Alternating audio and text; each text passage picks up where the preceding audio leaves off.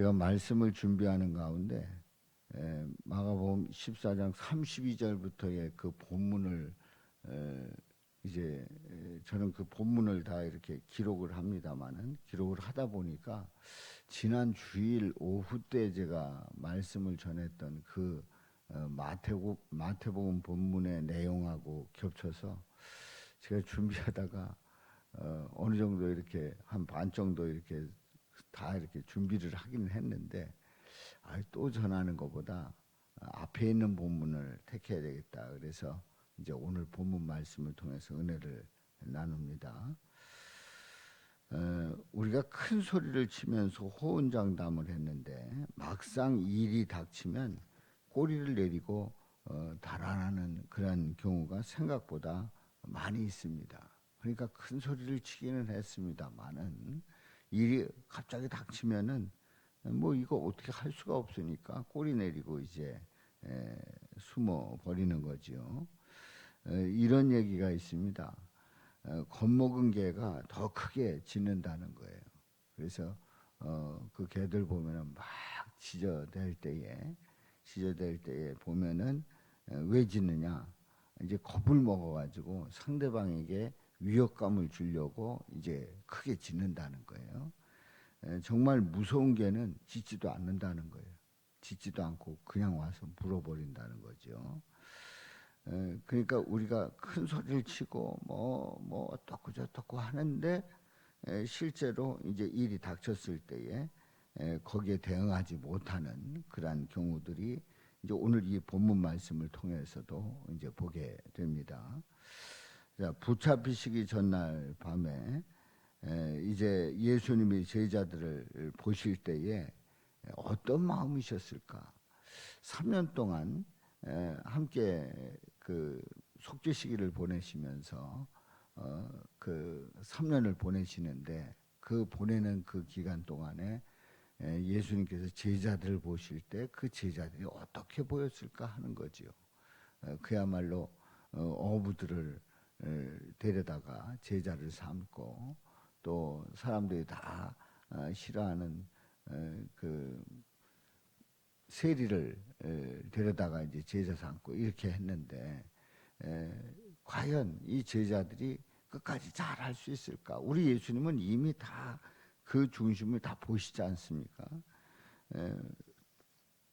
예수님이 제자들을 보실 때에 믿어오셨겠는가? 아닙니다. 제자들이 어떻게 행동하실지 우리 예수님은 다 아시고 또 앞으로 어떻게 이 제자들이 달아날지도 아신 거예요. 그래서 오늘 이 본문 27절에 보면은 예수님께서 제자들에게 말씀을 합니다. 너희가 다 나를 버리리라. 너희가 다 나를 버리리라. 이제 오늘 제목을 삼는다고 하면 다 나를 버리리라 하는 그러한 제목으로 제가 정했습니다마는 너희가 다 나를 버리리라. 이는 기록된 바 내가 목자를 치리니 양들이 흩어지리라 하는 이 본문을 스가랴 13장 7절에 있는 이 본문을 그대로 인용해서 말씀을 하십니다. 목자를 칠 터인데 양들이 흩어진다. 그런 본문을 택해서 본문을 말씀을 하시면서 너희가 다 나를 버리리라 말씀하시는 거예요. 예수님께서 십자가에 달리시면 죽으시면 제자들은 예수님을 버리고 다 달아난다는 것을 예수님께서 말씀을 하십니다. 그러시면서 그러나 내가 살아난 후에 너희보다 먼저 갈릴리로 가리라. 그러니까 여기에는 이미 예고하고 있어요. 나는 살아난다. 그리고 너희보다 먼저 갈릴리로 가리라. 그러니까 나는 죽지만 너희를 떠나지 않는다. 너희가 가는 그 길을 오히려 앞서갈 것이다. 앞서가시는 예수님, 그리고 부활하시는 예수님, 앞서가시는 예수님, 그리고 너희를 버리지 않겠다고 약속하시는 그 예수님의 말씀을 28절 본문에서 그대로 우리가 고백할 수 있습니다. 그런데 이 베드로가 그럴 때에 좀 더 신중하게 그렇습니까? 그럼 우리가 어떻게 해야 됩니까? 이런 질문이 아니라 베드로는 그 이야기를 그 말씀을 듣자마자 여짜오되 다 나를 버릴지라도 나는 다 버릴지라도 다른 제자들은 다 버릴지라도 나는 그리하지 않겠나이다.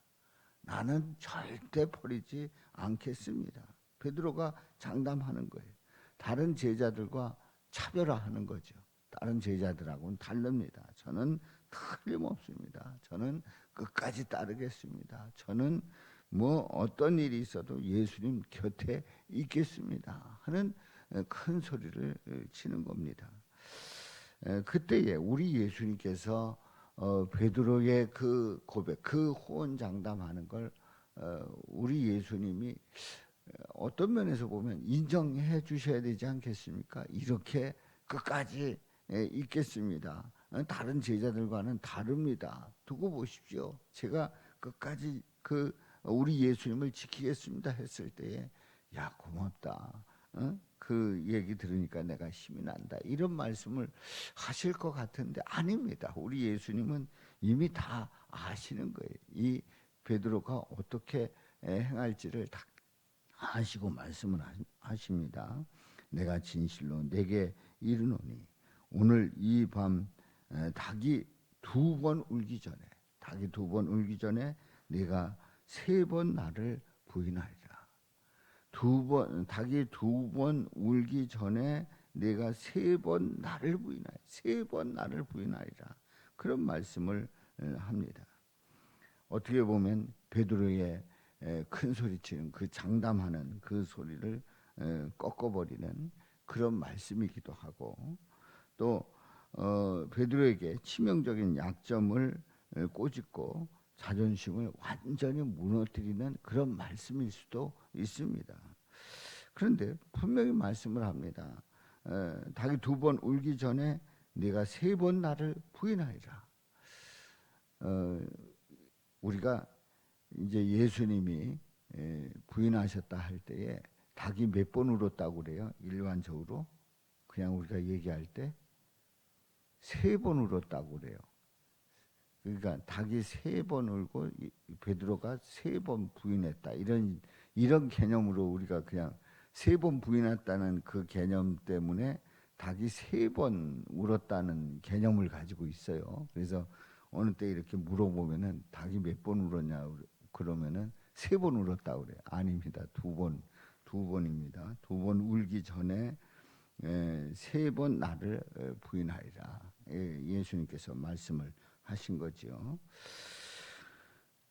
이제 베드로가 그렇게 큰 소리를 칠 때에 예수님께서 부인한다. 너는 부인한다. 나를 부인한다. 그 말씀을 하시면 베드로가 또 다시 한번 더 생각할 기회가 되는 거죠. 그러니까 처음에 말씀하실 때 너희가 다 나를 버리라 했을 때 그때 왜 이 말씀을 하셨지? 또 내가 세 번 나를 부인하리라 했을 때 이게 나한테 이거 큰 뭐가 있는 것 같은데 하고 자신을 돌아보는 게 아니라 베드로는 또다시 31절에 보면은 힘있게 말합니다. 아주 힘있게 힘을 줘가지고 내가 주와 함께 죽을지언정 주를 부인하지 않겠나이다. 그 말을 하니까 모든 제자들도 그렇게 말을 합니다. 우리도 그렇습니다. 베드로만 그러는 게 아닙니다. 저도 죽을지언정 주를 부인하지 않겠나이다. 베드로의 그 확신에 찬 그 고백이 베드로뿐만 아니라 제자들까지도 다 그런 고백을 하면서 예수님을 절대 떠나지 않겠다고 하는 그런 나름대로의 그런 확신에 찬 고백을 하고 있는 겁니다. 그런데 예수님의 제자들이 다 흩어진다는 그런 말씀에 베드로는 분명히 아니라고 부인을 했습니다. 그리고 베드로의 확신에 찬 그 선언을 보게 됩니다. 이 고백은 알고 보면 잘못된 고백인가? 그리고 이 고백은 너무 지나친 고백인가 하는 그런 생각을 하게 되죠. 우리 예수님께서 너희가 나를 부인하리라 분명히 말씀을 하셨기 때문에. 그런데 저는 그렇지 않다고 생각을 합니다.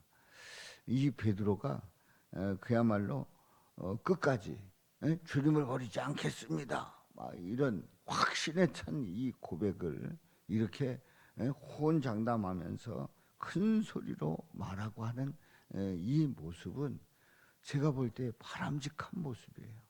바람직한 모습이에요. 물론 예수님께서 십자가에 못 박히실 때 다 달아나고 그리고 흔적도 없이 숨어 버리는 그런 제자들의 모습을 우리가 나중에 봅니다마는, 그 전까지, 붙잡히시기 전까지 예수님 앞에서 저는 버리지 않겠습니다, 절대 버리지 않겠습니다, 3번 나를 부인하리라. 아닙니다, 아닙니다. 그래서 다른 사람들 다 버린다고 할지라도 저는 버리지 않겠습니다. 죽을지언정 저는 버리지 않겠습니다 하는 이 확신에 찬 이 고백이, 물론 나의 잠시 후에 하루, 그러니까 반나절 지나면 다 알 수 있는 그런 아주 적나라한 그 모습을 나는 보지 못했지만, 나는 알 수 없지만은 지금 나는 예수님을 버리지 않겠다고 하는 이 확신에 찬 이 고백은 제자들이 잘하고 있다고 생각을 합니다. 우리는 어떻게 보면은 나중에 내가 변심할지도 몰라, 내가 주님을 떠날지도 몰라, 내가 나중에 열심을 낼지도 몰라, 그러니까 아예 처음부터 나는 열심을 낼 수도 없고, 내가 큰 소리 칠 수도 없고, 내가 뭐 한다고 말할 필요도 없어, 그렇게 할 필요가 없다는 얘기예요. 나중에 물론 우리는 연약할 수 있어요. 나중에 우리는 흔들릴 수도 있어요. 나중에 어떤 면에서는 약속을 다 지키지 못할 수도 있어요. 그럼에도 불구하고 지금 내가 여기서 예수님을 고백할 때, 예수님을 바라볼 때, 예수님을 믿고 의지하는 나로서는 우리 예수님에 대한 그 확신에 찬 그 고백은 틀림없이 믿음으로 고백할 수 있기를 주님의 이름으로 축원합니다. 시간이 좀 더 있으면은 여기에 대해서 이제 제자들이 다 흩어져야 되는 그 이유가 있습니다. 생각해 보세요. 다 흩어졌다가 다시 모여야지, 다 붙잡혔다가 그냥 끝나버리면 안 되는 겁니다. 알고 보면, 그 전체적인 그 모습 속에서 보면. 그래서 예수님은 다 흩어지는 거에 대해서 다 알고 계신 거예요. 그럼에도 불구하고 우리 예수님은 다 품으셨고, 그리고 내가 갈릴리로 너희보다 먼저 간다. 그러니까 너희가 어떻게 할 줄 내가 다 아는데 버리지 않겠다, 내가 너희보다 앞서가겠다, 이 말씀을 하시면서 제자들 품으시는 우리 예수님, 바로 연약한 우리까지도 품으시는 줄로 믿습니다. 내가 연약하다고 해서 지금 주님에 대한 그 고백을 이상하게 할 필요가 없어요. 물론 나중에 흔들릴 수도 있지만은, 또 그렇게 못할 수도 있지만, 내가 고백하는 우리 예수님에 대한 그 고백은 지금 현재 확실하게 고백하고 믿음으로 나갈 때 그것까지도 붙잡아 주시는 우리 예수님이신 줄로 믿습니다. 이런 은혜가 함께 하시기를 주님의 이름으로 축원합니다.